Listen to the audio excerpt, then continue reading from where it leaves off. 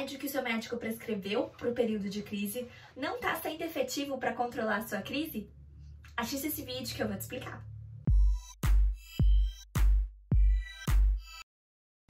Para a gente entender por que esse tratamento medicamentoso abortivo de crise não está sendo eficaz, a gente vai ter que voltar um pouquinho lá para os primeiros sintomas da primeira fase da enxaqueca, que é o pródromo ou fase premonitória. Eu fiz um vídeo sobre as 4 fases da enxaqueca. Se você não assistiu, procura aí no meu feed que eu explico direitinho as fases.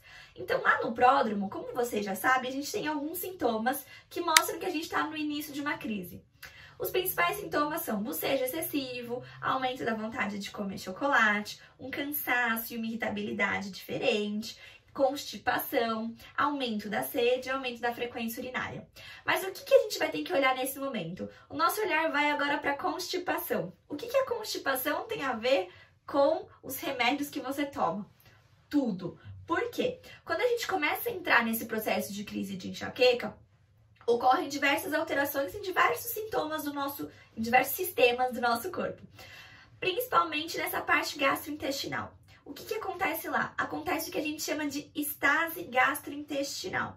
Essa estase acontece da seguinte forma: tanto o esôfago, quanto o estômago, quanto o intestino fazem movimentos que fazem com que eles funcionem corretamente, com que a digestão aconteça.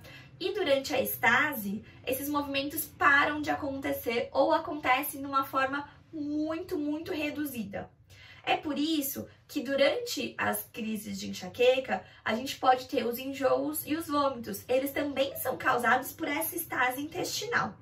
Agora, por que isso vai interferir no efeito da medicação? A partir do momento que a gente entra nessa primeira fase e que tem o início dessa estase gastrointestinal, nosso trato gastrointestinal como um todo, ele para de funcionar adequadamente. Com isso, a gente não consegue fazer a digestão.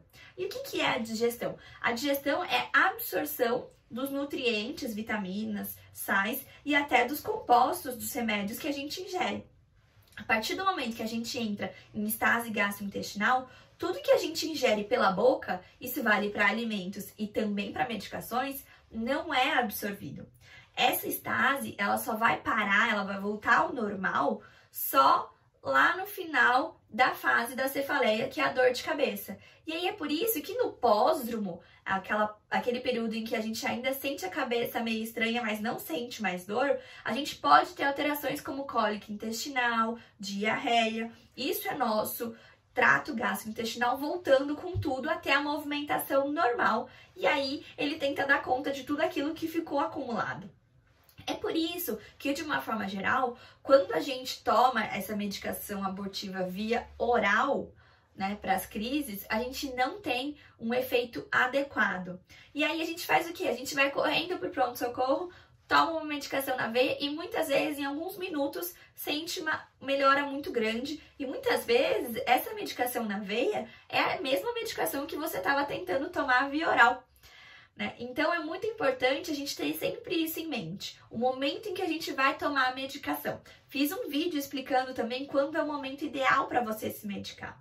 Agora, uma sugestão que eu te dou é, já que a gente não vai absorver bem esses compostos do medicamento quando a gente está nesse período de estase gastrointestinal, uma dica são os remédios que podem ser administrados via nasal. Então, aqueles sprays nasais podem ajudar no tratamento durante a crise. Por quê? Porque eles não passam por esse processo de absorção no nosso estômago, né? Da mesma forma como os injetáveis também não passam por esse processo de absorção no nosso estômago, e justamente por isso a gente consegue ter um efeito dessa medicação mais rápido e mais efetivo.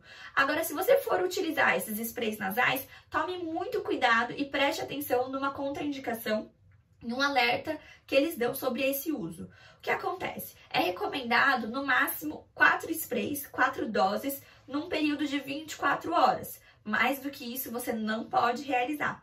É importante conversar com o seu neurologista se essas 4 doses não estiverem sendo suficientes para controlar a sua crise de enxaqueca.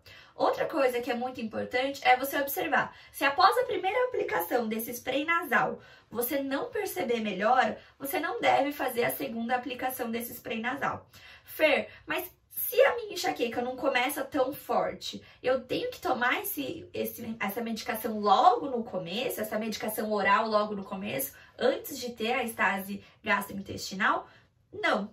Se a sua enxaqueca não vem muito forte, a primeira dica que eu te dou é fazer todas as outras terapias que a gente ensina aqui no Empoderamento da Enxaqueca, como compressas, automassagem, sessões de relaxamento e respiração, que vão te ajudar a controlar a crise e ela não vai evoluir para uma crise forte. Agora, se você tem sempre crises com intensidade muito intensa, aí sim o ideal é que você tome essa medicação abortiva de crise logo nos primeiros sintomas da crise. E aí a gente tá falando preferencialmente lá no pródromo, antes da dor de cabeça em si se instalar. Depois que essa dor de cabeça já se instalou, a absorção desse comprimido pelo seu intestino, pelo seu estômago, vai ser muito mais demorada e ineficaz. Então aí, o ideal seria você utilizar a medicação através do spray nasal. Espero ter ajudado vocês. Se vocês gostaram, curte, dá uma forcinha aí, compartilha, comenta se vocês já sabiam dessa informação e a gente se encontra no próximo vídeo.